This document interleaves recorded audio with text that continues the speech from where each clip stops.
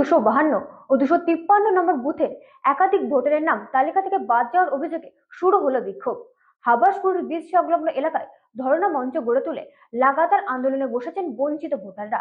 তাদের দাবি, দ্রুত ভোটার তালিকা থেকে সংশোধন করে বাদ পড়া নাম অন্তর্ভুক্ত করতে হবে। তা না হলে ভোটের দিন পর্যন্ত আন্দোলন চলবে এবং প্রয়োজনে ভোট বয়কটের হুঁশিয়ারিও দিয়েছেন তারা।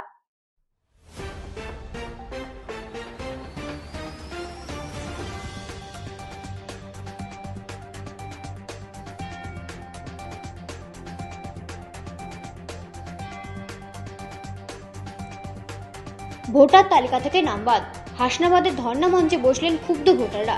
উত্তর 24 পরগনার হাসনাবাদ ব্লকের 252 ও 253 নম্বর বুথে বহু ভোটারের নাম ভোটার তালিকা থেকে বাদ করার অভিযোগে তীব্র ক্ষোভ ছড়িয়েছে এলাকায়। হাবাসপুর ব্রিজ সংলগ্ন স্থানে বাদ পড়া ভোটাররা একত্রিত হয়ে ধর্ণা মঞ্চ গড়ে তুলে লাগাতার আন্দোলন শুরু করেছেন। বিক্ষোভকারীদের স্পষ্ট দাবি, দ্রুত ভোটার তালিকা সংশোধন করে বাদ পড়া সকলের নাম পুনরায় অন্তর্ভুক্ত করতে হবে। তা না হলে ভোটের দিন পর্যন্ত এই আন্দোলন চলবে বলে তারা জানিয়েছেন। পাশাপাশি প্রয়োজনে গ্রামের মানুষকে নিয়ে ভোট বয়কটের পথে হাঁটার হুঁশিয়ারিও দিয়েছেন আন্দোলনকারীরা।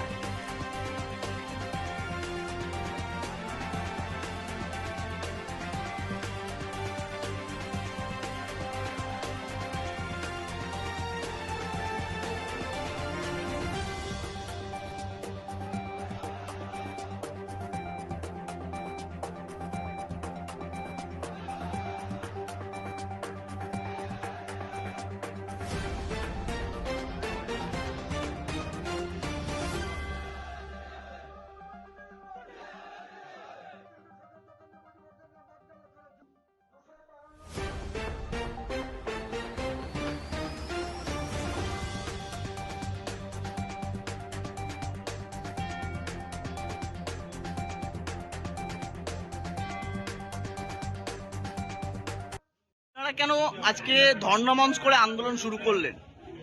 বর্তমানে আমাদের এই দুটো পার্টে 52-53 পার্টে 6টার উপরে ভোটার ডিলেক্ট করেছে। তার মধ্যে আমি আমার 3 ছেলের ভোটার ডিলেক্ট, এই তার প্রমাণ। এবং এরা আমার ছেলে, আমার 2002 সালের নাম আছে আর এদের নাম নেই, আমার বৌমার নাম আছে এদের নাম নেই। কি ধরনের গণতন্ত্রের মধ্যে আমরা বাস করছি? এই গণেশ কুমার নয়, অজ্ঞান কুমার, যার জন্য এই সাধারণ মানুষের এই হয়রানির মধ্যে পড়তে হচ্ছে। তাই আগামী ভোটের আগে যদি আমাদের ভোটার লিস্টে নাম না ওঠে, আমরা এর থেকে বৃহত্তম আন্দোলন তো করবই, আর ভোটও বয়কট করছি আমরা গ্রামবাসী এই 2 বুথ থেকে। আপনার নাম? মোহাম্মদ রুহুল আমিন গাজী। এই ধর্ণা মঞ্চ কেন তৈরি করলেন?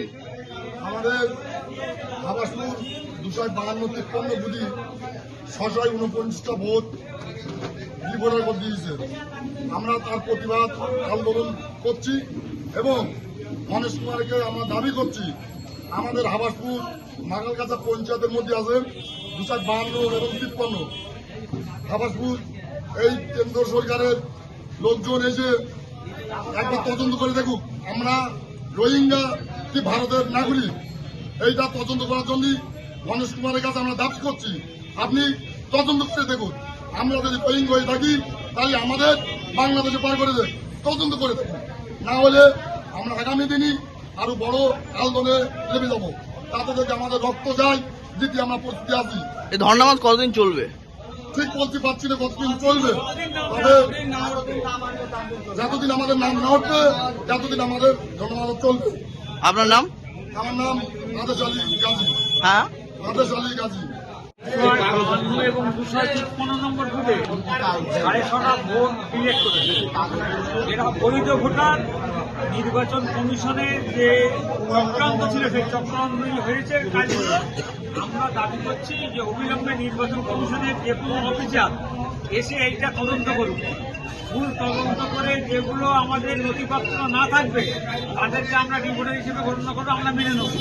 যাদের নথিপত্র সব আছে, বাবা ভোটার নেই, ছেলে ভোটার, এইগুলো কিভাবে হচ্ছে?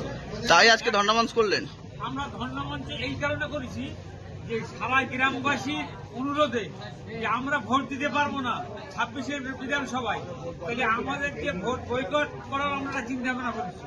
যদি আমরা এই 6টা ভোট না দিতে পারি 15টা ভোটের মধ্যে, তাহলে আমরা ভোট দিয়ে কি করবো? মানে গ্রামের সবাই বয়কট করছে? হ্যাঁ, গ্রামবাসী আপনার নাম? সাধারণ মানুষের এতে আমরা কোনো রাজনীতিক এখানে আসছি না। গ্রামের সাধারণ মানুষ হিসেবে আমরা সব গ্রামবাসী এক হয়ে মহিলা পুরুষ সব মিলে আমরা ভোট বয়কট করি। আপনার নাম? আমার নাম ব্যুরো রিপোর্ট রাত দিন নিউজ নেটওয়ার্ক। উত্তর 24